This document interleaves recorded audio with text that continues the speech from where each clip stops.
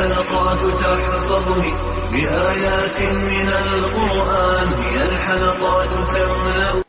حضرت ابو سعید رضی اللہ تعالیٰ عنہ فرماتے ہیں کہ حبیب خدا اشرف الانبیاء رسول اللہ صلی اللہ علیہ وآلہ وسلم ایک دفعہ نماز کے لیے تشریف لائے تو صحابہ اکرام رضوان اللہ عنہم اجمعین کو ہنستے ہوئے دیکھ کر ارشاد فرمایا کہ لوگوں، اگر تم لذتوں کو مٹا دینے والی موت کو یاد رکھتے تو تم ہنستے نہیں.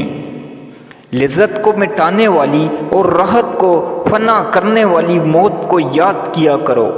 ہاں، تم میں سے ہر ایک کی بننے والی قبر سے روز یہ صدا آتی ہے کہ میں غربت کی جگہ ہوں، تنہائی کا گڑھا ہوں، مٹی کا مکان ہوں، سانپوں بچھوؤں کیڑوں مکوڑوں سے بھری اندھیری گور ہوں.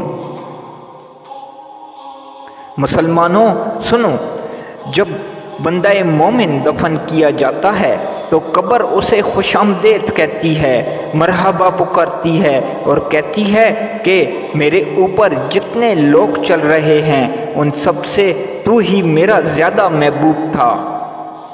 آج میں تیری والی بنی ہوں اور تو میرے بس میں ہے. اب تو دیکھے گا کہ میں تجھ سے کتنا اچھا سلوک کرتی ہوں.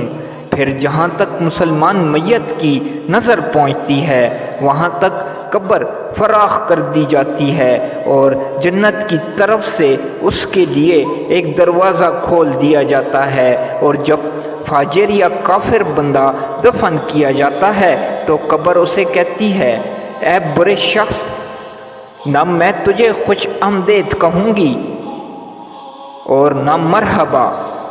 میرے اوپر جتنے لوگ چل رہے ہیں ان سب میں ہی تیری سب سے زیادہ دشمن ہوں. آج تو میرے قابو میں آیا ہے، دیکھ کس طرح میں تجھ سے بدلہ لیتی ہوں. پھر قبر چاروں طرف سے سکھڑنے لگتی ہے اور خوب دبوچتی ہے یہاں تک کہ اس کے داہنی پسلیاں بائیں پسلیوں میں اور بائیں طرف کی پسلیاں داہنی طرف کی پسلیوں میں داخل ہو جاتی ہیں. محمد صلی اللہ علیہ وآلہ وسلم نے اپنے دونوں ہاتھوں کی انگلیوں کو ایک دوسرے میں ڈال کر بتایا کہ اس طرح. پھر فرمایا، اس کی قبر میں 70 اژدہا متعین کر دیے جاتے ہیں جو اس درجے زہریلے ہوتے ہیں کہ اگر ان میں سے ایک بھی زمین پر پھنکار دے تو زمین میں کوئی چیز نہ اگ سکے. رہتی دنیا تک زمین پر کوئی سبزہ نظر نہ آئے. یہ اژدہا اسے قیامت تک ڈستے رہیں گے. پھر رسول اللہ صلی اللہ علیہ وآلہ وسلم نے فرمایا، قبر یا تو جنت کے باغوں میں سے ایک باغ ہے یا دوزخ کے گڑھوں میں سے ایک گڑھا.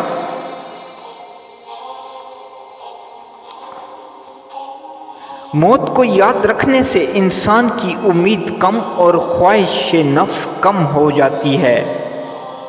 موت کی تیاری رکھنے کی وجہ سے اس دنیا فانی سے بے رغبتی اور دوری ہونے لگتی ہے. موت کی یاد اور تیاری انسان کو مال کی زیادتی، طمع اور جمع، بہت حرص و لالچ سے بھی روکنے والی ہے کہ انسان دھوکے اور فریب، ظلم و ستم، کم تول اور جھوٹ بول اور طرح طرح کی ہوشیاریاں اور مکاریاں کر کے اپنی جان پر گناہوں کے انبار اور ان کا بوجھ دھر کے اور مال کے خزانے جمع کر کے بلا کسی خرچ اور کھانے پینے کے چھوڑ کر وارثوں کے حوالے کر کے چلا جاتا ہے، بلکہ وہ اپنے پیچھے والوں کے منہ میں غلط لقمہ دے کر جاتا ہے جو بعد میں ان کے لیے وہ بال جان بن جاتا ہے.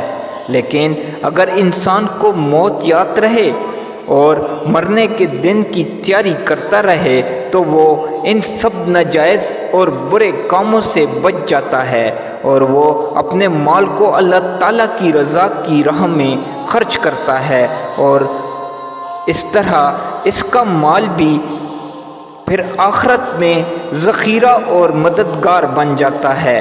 موت کی یاد انسان کو توبہ کرنے پر آمادہ کرتی ہے، دوسروں پر ظلم و ستم اور ان کا مال کھانے اور ان کے حقوق کے حق تلفی کرنے سے باز رکھتی ہے۔ غرض موت کو یاد رکھنے سے انسان بہت سے گناہوں سے بچ جاتا ہے اور روحانی بیماریوں سے بھی بچ جاتا ہے۔ یاد رکھنا موت کا اکسیر ہے، غم سے بچنے کی بس یہی تدبیر ہے۔ موت انسان کو اگر دنیا میں یاد رہے تو ہر رنج و غم سے ہر وقت آزاد رہے۔ مسلمان بھائیوں، نہیں معلوم کہ موت کب آ جائے، وہ نہ بچپن دیکھتی ہے، نہ جوانی، نہ بڑھاپا، لہذا اللہ کو راضی کرنے والے نیک عمل کرو جو قبر کی تاریکی، پل صراط اور حشر کے روز کام آنے والے ہوں۔ اس چند روزہ فانی دنیا کا کچھ اعتبار نہیں، آگاہ اپنی موت سے کوئی بشر نہیں، سما 100 برس کا پل کی خبر نہیں۔ اللہ تعالیٰ ہم تمام مسلمانوں کو موت کو کثرت سے یاد کرنے کی اور اس کی تیاری کی توفیق عطا فرمائے، آمین۔